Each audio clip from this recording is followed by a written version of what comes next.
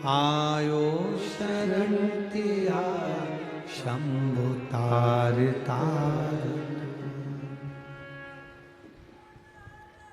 बाबा की कृपा, करुणा, उसकी उदारता, उसकी दया। पत्र में एक बात बहुत अच्छी लिखी गुरुजी, जब सब साथ छोड़ दे, उस पत्र में इस बेटी ने लिखा है, इस माँ ने लिखा है, जब सब साथ छोड़ दें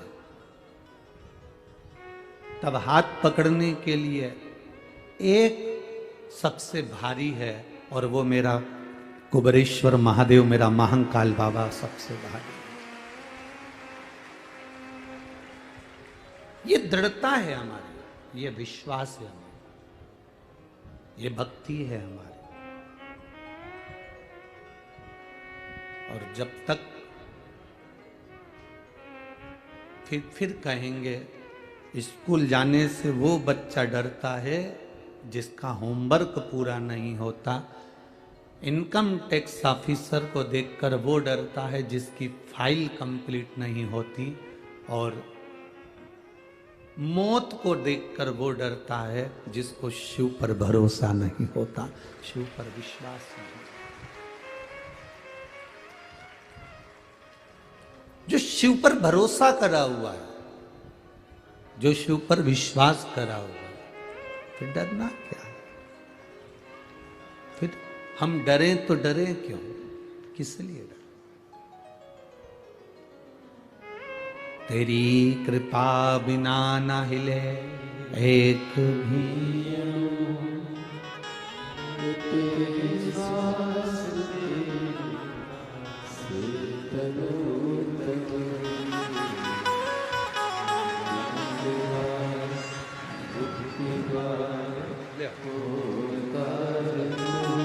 अब रोइए नहीं, अब तो खुश रहिए, बाबा ने कृपा करी।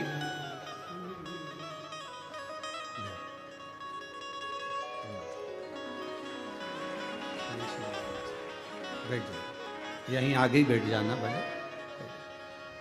ये शिव तत्व है,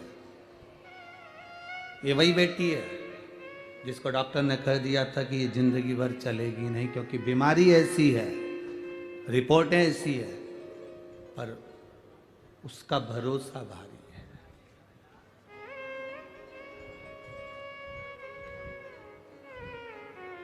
मेरे बाबा दया करना,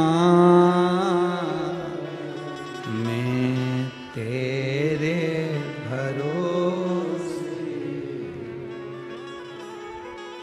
मेरे बाबा दया करना,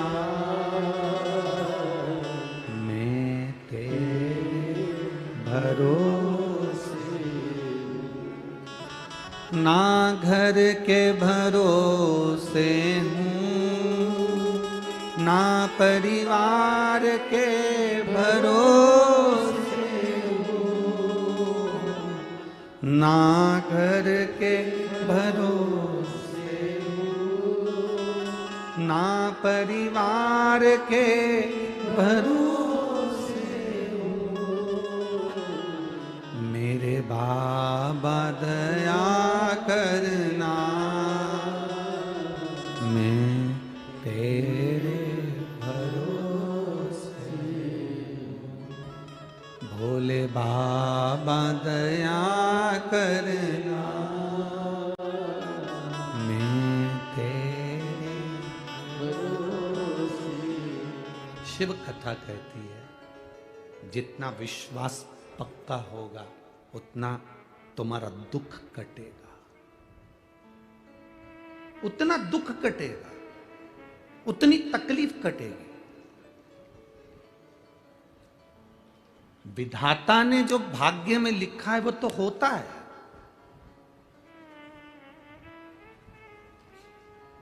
विधि का विधान जो लिखा है वो तो होगा। तो फिर शिव पुराण काहे को सुने अगर विधि का विधान होगा तो? भाग्य में लिखा हुआ यदि होगा तो फिर हम शिव पुराण क्यों सुने? उसका एक सुंदर चरित्र आता है। भागवत जी सुनिए आप लोगों ने, बोलो बोलो जरा सुनिए। उसमें राजा परीक्षित का चरित्र आता है। राजा परीक्षित को जब तक्षक नग डस लेता है तो उसके बच्चों का चरित्र आता है जन्मेजय का, जिन्होंने सर्प यज्ञ करा था।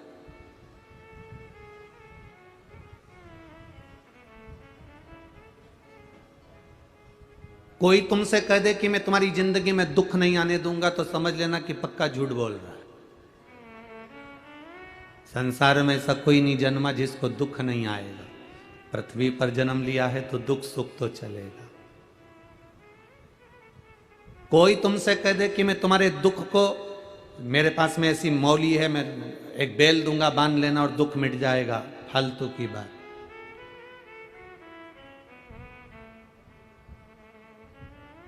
जन्मेजय की कथा कर रही है। राजा परीक्षित का पुत्र जन्मेजय वेदव्यास जी के सामने जाके बैठ गया। वेदव्यास जी को दंडवत प्रणाम करा जन्मेजय ने, और वेदव्यास जी को प्रणाम कर कर वेदव्यास जी से कहा कि मुझे एक बात समझ में नहीं आई गुरुजी। वेदव्यास जी ने पूछा कौन सी बात? भगवान कृष्ण थे, आप वेदव्यास जी थे, गुरु द्रोणाचार्य थे, भीष्म पितामह थे, इतने बड़े बड़े संत साधु सन्यासी तपस्वी साधक और बड़े बड़े भविष्य के वक्ता जो दूसरे का भाग्य देखकर बता दें, इतने बड़े बड़े भविष्य के वक्ता बैठे थे, उसके बाद भी पांडवों का और कौरवों का युद्ध हो गया। आपने वो युद्ध टाला नहीं, आपने वो युद्ध समाप्त नहीं किया। इतने बड़े बड़े भविष्य के वक्ता बैठे हुए थे, इतने बड़े बड़े गुरुजन बैठे हुए थे। अगर कौरव और पांडवों के उस समय को तुम टाल देते, उस समय को अगर समाप्त कर देते तो युद्ध होता क्या? इतना बोलने के बाद में वेदव्यास जी ने कहा जो भाग्य में लिखा है वो तो होता है, विधि का विधान कोई नहीं टाल सकता। इतने में जन्मेजय, परीक्षित के पुत्र जन्मेजय ने कहा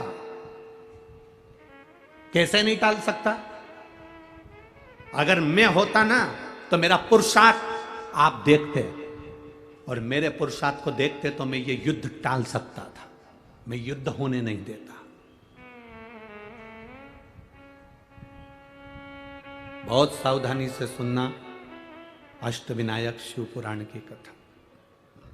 मैं होता तो इस युद्ध को नहीं होने देता, मैं होता तो यह सारा युद्ध टल जाता। वेदव्यास जी ने कहा यह कभी नहीं हो सकता, जो ललाट पर लिखा है उसको टालना बड़ा मुश्किल है, उसको समाप्त करना बड़ा मुश्किल है, उसको टालना बड़ा मुश्किल।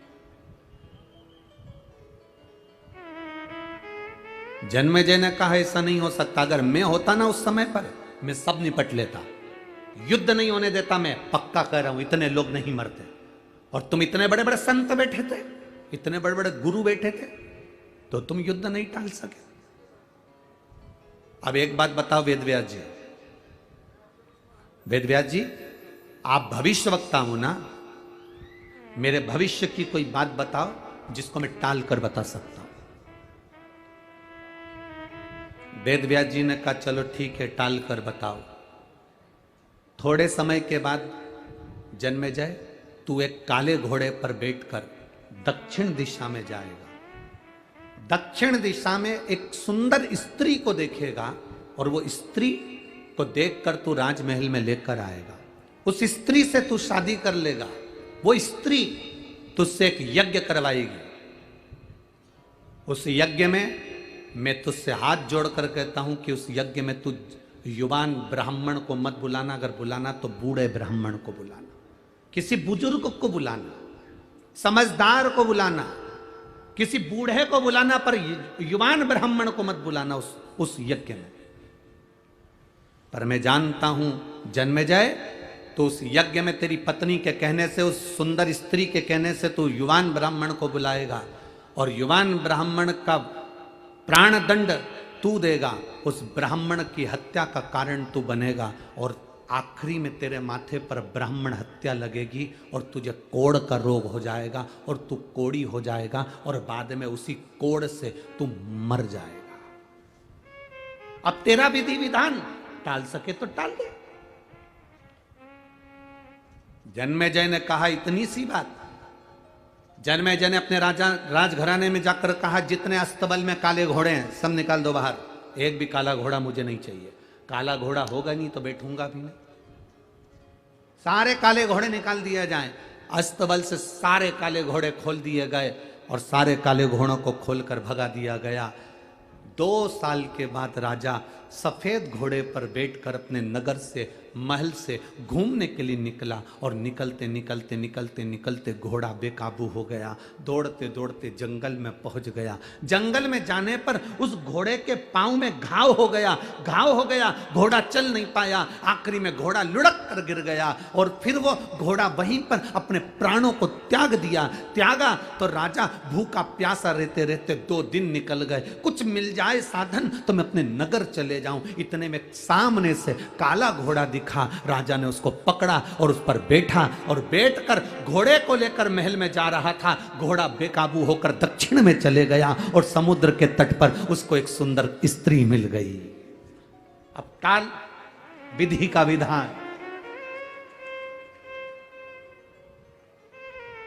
एक सुंदर स्त्री मिली, स्त्री को ले गया अपने नगर। उसकी सुंदरता देखकर उसने शादी कर ली। स्त्री ने कहा अपन एक यज्ञ करते हैं, इसने मान लिया। यज्ञ प्रारंभ हुआ और इसको मालूम था कि वेद व्यास जी ने कहा है कि यज्ञ में बूढ़े ब्राह्मण को बुलाना, पर स्त्री ने कहा नहीं, यज्ञ में सब युवान ब्राह्मण आना चाहिए। यज्ञ में युवान ब्राह्मण आए।